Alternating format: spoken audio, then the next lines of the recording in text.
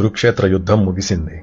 18 రోజుల దారుణ రవాలు, కుప్పలు తెప్పలు పోగైన శవాలు, కట్టెలు కాలే చిటపటలతో కాకులకి గ్రద్దలకి విందుగా మారింది. కళ్ళుండి చూడలేని గాంధారి తడుముకుంటూ ఆ నెత్తుటి నేలకి చేరింది. ధర్మరాజా, 100 మంది కొడుకులున్న తల్లులు ఎంతమంది తెలుసురా నీకు? ఒక్కడైనా మిగలకుండా చచ్చిన వింత కబురు విన్నావా? పాండు పెద్ద నోట పలుకు రాలేదు. ఏరా భీమా, శాంతించావా?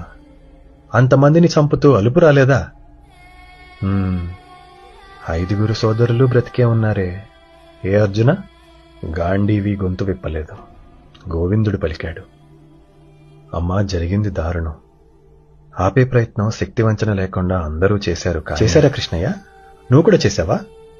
కొడుకులంటే మూర్ఖులు, తెలియదు. నువ్వెవరో నాకు తెలీదా? నీ పార్థుడికి ఒక్కొక్కడిని వేలు చూపి మరీ వేటు వేయించావే. ఈ యుద్ధం ఆపటం నీకు చేత కాదా? అది నన్ను నమ్మమంటున్నావా? నమ్ముతా. సరే, ఇప్పుడు నా లోపల ఒక అగ్నిపర్వతమే బ్రద్దలవుతోంది. దాన్నెవరు ఆపుతారు? నా పుత్రశోకం ప్రళయంగా మారుతోంది కృష్ణ. ఎవరు తప్పిస్తారు? శాంతం శాంతం అని శంఖాన్ని పూరించిన ధర్మజుడా, ఒక్కణ్ణి కూడా వదలకుండా పిశాచంలో పీల్చేసిన భీముడా, ఎవరు పడతారు నా శాపాన్ని? చెప్పు కృష్ణ అని ఆదేశించింది. ధర్మరాజు కను రెప్ప సైతం కదపలేదు. వాయుపుత్రుడు ఊపిరి బిగబట్టి నిలిచాడు. అర్జునుడు కృష్ణుడి వెనక్కి దాగాడు. కవలలు భీతితో స్తంభించిపోయారు. తలలు వంచుకుని కళ్ళు మూసుకుని ఉండిపోయారు. అప్పుడు మృదువుగా, ప్రేమగా, అమ్మా, తల్లి ప్రేమకి తప్పొప్పులు తెలియవు కదా. నీ గుండె గాయం ఏ దేవుడూ నయం చేయలేడని మోకాలిపై కూర్చుని పట్టు కొంగును పట్టి దేవాది దేవుడు శ్రీకృష్ణుడు పలికాడు.